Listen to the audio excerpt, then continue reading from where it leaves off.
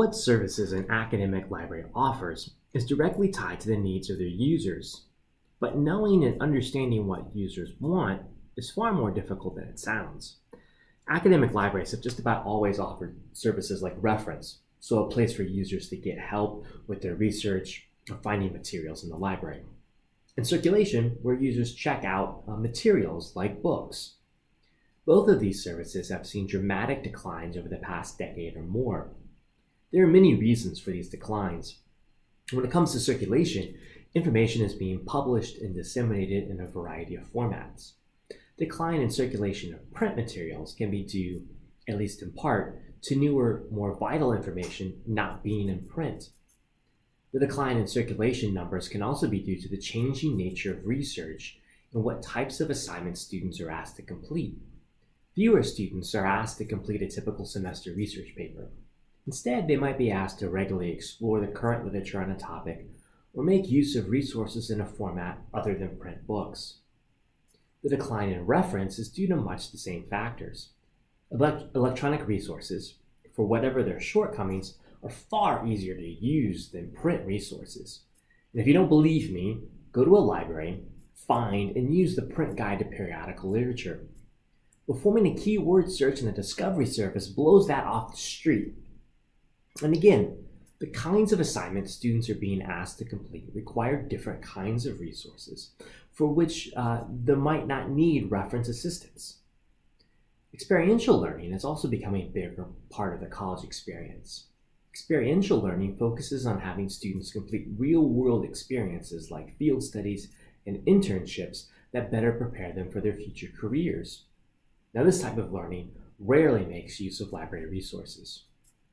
So this brings up a couple of important questions. What to do with the circulation desk, and what to do with the reference desk. Now, some libraries have gotten rid of their reference desk altogether and have moved to a different way of delivering reference.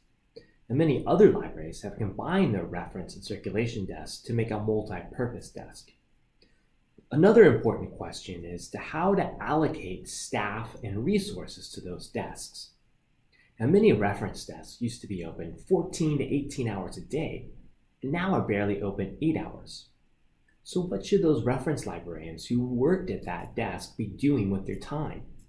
How should they repurpose their time to best serve library users?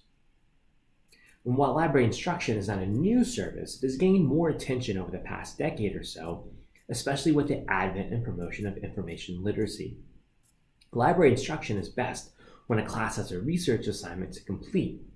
The librarian instructs the class on how to best find information to complete their assignments, while also discussing information literacy and the nature of information in scholarly publishing. As a library's instruction program becomes more successful and popular, the more faculty want classes. The rub is there's only so many librarians to teach classes. Now, this has led to libraries creating online instructional materials that students can access at point of need. Another challenge of library instruction programs is how to assess their effectiveness. Libraries have done pre- and post-test bibliographic analysis in comparison of GPAs of those who have had library instruction and those who have not. All of these methods have their pros and cons, and the results have been mixed. Some newer services many academic libraries now offer include digital collection of pictures and institutional repositories that hold the work of faculty and students. Some libraries even offer ways for faculty to host open access journals and publish their work in an open access environment like an institutional repository. Library partnerships with faculties and other units around campus is another point of emphasis. This does not mean the library providing space or services, but rather the library leveraging its skills and resources to work alongside and complement the work of other groups on campus. Now, much of this is led by library liaisons who work with faculty to build relationships. This is also known as outreach in academic libraries. Outreach in public libraries is often different. Now, this can be slow, laborious work, but pays off in the long term with not only terrific working partnerships, but library supporters and advocates throughout the faculty and campus. Knowing what users want is another matter entirely. Academic libraries spent a good deal of time trying to learn what its faculty and student users want. They create surveys, hold focus groups, and have created numerous ways for users to provide feedback. Sadly, much of it is for naught. Students typically want creature comforts like more comfortable chairs or better food options in the library. Now, these are important and should not be dismissed, but they have little impact on academic success. Usually, too few people participate in these feedback giving opportunities to extrapolate to the whole population. Libraries run the risk of going through a lot of work and spending a lot of money to implement something only a few people want or need.